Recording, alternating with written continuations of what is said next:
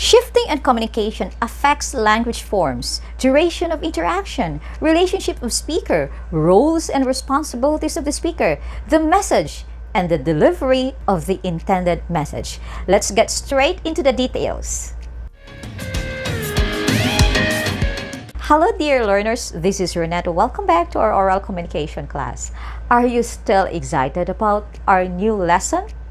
Well, every time I ask this question to my students, most of them would say, I am in a situation where my choice has no choice. Just kidding. Cheer up, dear students. We already passed the halfway point in our learning competencies. What is your idea about the shifts in communication? Is it possible to use a single communicative strategy from the beginning of the process until the end? Can there only be one way of delivering the message that suits all the communication contexts? Our lesson is all about the shift in communication which affects language forms, duration of interaction, relationship of speaker, roles and responsibilities of the speaker, the message, and of course, the delivery of the intended message. Our lesson objectives are the following. At the end of the lesson, you are expected to explain the effects of a shift in communicative strategy, demonstrate effective use of communicative strategy in a variety of speech situations. You need to review the types of speech contexts, styles, speech acts, communicative strategies, and even the types of speeches before you fully understand our new lesson as they are interconnected. I have all the links posted in my playlist, so check them out. Changing any part of the communication process brings change to the entire process. This means that shifting from one speech act to another, one speech style to another, one speech context to another, and one communicative strategy to another directly or indirectly affects the entire communication. Let's get to know the communication shifts. One shift that affects the communication process is the language form. Shifts in communication primarily affect the form of language being used. This does not concern the variety of languages, but they may take the forms that reflect the types of sentences. That's according to Landers. When we say language form, it could either be formal or informal language. It refers to the intent of the group words or types of sentences. Internal grammatical structure of words and phrases, as well as the words themselves. Can you still recall your types of sentences that you studied when you were in elementary? They are declarative. They are interrogative. They are imperative, exclamatory. All these are part of language forms. Now let's go back to our previous lesson. How can we apply language form in speech context? Blend of language forms can be both observed in intrapersonal and interpersonal forms of communication, but declarative languages are often used for public and mass communication. Why? Because in public or mass communication, you don't use commands, mostly declaratives, because you are giving information. For speech style, one can shift from the use of declarative language during formal and frozen styles of speech to interrogative language during consultative styles because you always ask questions or clarifications. The speaker can also shift to the blend of declarative, interrogative, and exclamatory in casual and intimate styles of communication. How about for speech acts? Declarative language is often used for assertive and declarations acts of speech. Exclamatory languages are observed for expressive speech acts when you say, wow! Imperative language is employed in, of course, directives and commissive. For communicative strategies, for nomination, turn-taking, and Topic shifting can be observed with the mixed forms of interrogative and imperative languages, while topic control, repair, and termination sometimes require the use of both declarative and exclamatory languages. The next communication shift that affects communication process is duration of interaction. When we say duration, this refers to time. It is the length of communication that could be shortened or lengthened, depending on how the conversation is going on between the sender and the receiver.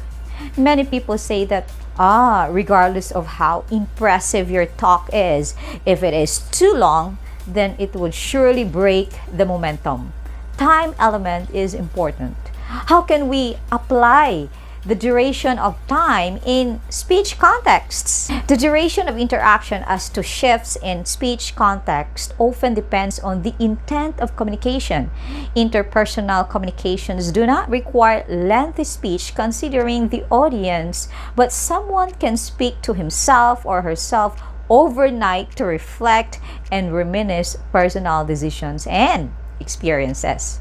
For speech style, casual conversation often takes the shortest duration of interaction as how a person greets his or her acquaintance, while consultative, intimate, and formal styles may take the average time of 1 to 2 hours.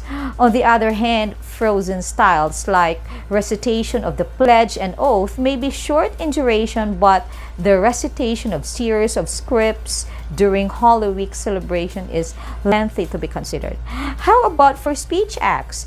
Directives in the form of request are often the shortest speech acts. Commissive acts require considerable time for about an hour during formal meetings and declarations. Lastly, expressive act sometimes takes the longest duration of interaction because of personal stories and sharing of experiences that can be observed during overnight sharing and socializations. Imagine when you have reunions with classmates, that could be an overnight talk. And for communicative strategy, common strategies in communication do not require significant time to nominate a topic, to take turns, to shift topics, and to repair. But this may be too lengthy in controlling the topic. This makes the speaker sure that during the entire process of communication, the discussion of the topic does not go beyond the indicated agendum. The third communication shift that affects communication is relationship of speaker. This refers to the bond between the speaker and receiver, which may depend on how the discussions relate to receiver's interests and knowledge. When we go back to speech context, styles, speech acts, and communicative strategy, generally, the speaker is expected to create positive relationship among his or her listeners.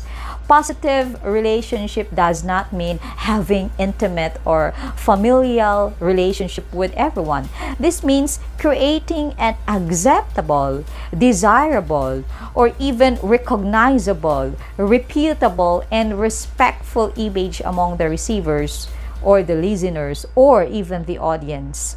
This lessens emotional barriers like envy and hatred, but develops positive and accepting atmosphere in part of the receivers of the message. Creating positive relationship begins even before standing on a stage. This can be done by smiling, greeting someone, and reflecting humble and polite characteristics. Having positive relationship is applicable and advisable across speech acts, speech contexts, speech styles, and communicative strategies for effective communication. The fourth is the role and responsibilities of the speaker. The speaker's foremost role is to clearly send the message to the intended receiver. Except in an intrapersonal communication and most frozen styles, the speaker can interchange roles as both the speaker and the receiver, but not at the same time. He can use various speech acts and communicative strategies to successfully relay his intended message and receive acceptable feedback. In public speaking and mass communication, it is the responsibility of the speaker to be, of course, credible, presentable, be friendly and enthusiastic, relay accurate facts, relate to the listener's situations, feelings, and motives, make the topic relevant, and properly observe ethics with positive intentions for the audience. The speaker's role could be a TV presenter or news anchor, teacher, engineer, and among others. The speaker must appropriately act based on the role and responsibilities of the speaker. The second to the last is the message. This is the core concept of the interaction. When the speaker is able to answer all the questions of the listener beforehand and receive them positively, then the message is correct and acceptable. So for speech context, messages for interpersonal context may be in the form of reflections, decision-making, self-fulfillment, and experiences. Public and mass communication reflect national and general issues concerning the community. Dyad and small group discussions may reflect socialization topics and messages. And for speech style, every speech style sometimes requires specific message as topic. For formal and consultative styles, often present academic, political, educational, and scientific messages. Frozen styles observe traditional, religious, and ritualistic message. Shifting to intimate and casual styles often speaks of social, familial, and general topics as the message. And how about the speech act? The messages in speech act varies depending on its purpose, which allows the person to direct, assert, commit, express, and declare ideas. And the communicative strategy? Since communicative strategy deals more on approach of presenting the message, this reflects all topics and messages that can be nominated and terminated. The last one is delivery. We already discussed the 4 types of delivery in communication. Delivery refers to the manner of how the speech or the message is presented. This can be impromptu, extemporaneous, memorized, or manuscript reading. How can we apply this for speech contexts, especially for interpersonal communication? For speech context, intrapersonal and interpersonal communication such as dyad often reflect impromptu messages. Small group discussions inside the room or team may be used extemporaneous delivery with prepared guides. Also, mass and public communication like sauna use manuscripts in delivery of the message. For speech style, in shifting to frozen style, the speaker may reflect memorization of the scripts. Formal and consultative styles may be guided by notes and extemporaneous by nature.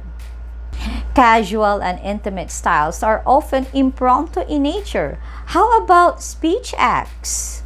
Shifts in day-to-day speech acts such as representatives, directives, and expressives are considered impromptu since messages may come instantly. However, declarations in the part of the government and scientific community reflect either extemporaneous or manuscript means of delivery. For the types of communicative strategies, all of the communicative strategies can be observed in a small group discussion. Delivery in terms of nomination inside a school organization meeting may be shifted with guides from nomination to turn-taking, topic control, topic shifting, and termination as commonly seen in programs, but repair may come in impromptu. Alright, this topic seems to be the most difficult to understand, but I have no choice because this is the basic concept of the shift in communication. It's time to try an example. Let's apply these communication shifts in real situation. The situation is a news reporter delivers a news report about the latest development of the coronavirus vaccine. So the language form, let's start with a speech act, mostly declarative languages because it is mass communication. The speech style is also declarative and often interrogative, and as it is formal. The speech act is declarative language, it is locutionary. And the communicative strategies mix forms of declarative and interrogative. It is restricted or restriction. Next is the duration of interaction. It is short from 1 to 10 minutes. It does not require lengthy speech. The relationship of the speaker is mediated and there is no direct contact between the speaker and the listener, but the speaker is expected to show professionalism to his or her audience. The role of the speaker is to deliver news. And the fifth is the message. It's the national issue. The delivery is the manuscript reading or TV anchor reads a script. What have you noticed? Have you noticed that in every situation, all the communicative competence strategies in various speech situations are affected? I know this is quite a lengthy presentation, but our answer sums up the different communicative strategies in various speech situations. If you have some questions, feel free to write them in the comment section below. Happy learning, everyone. See you!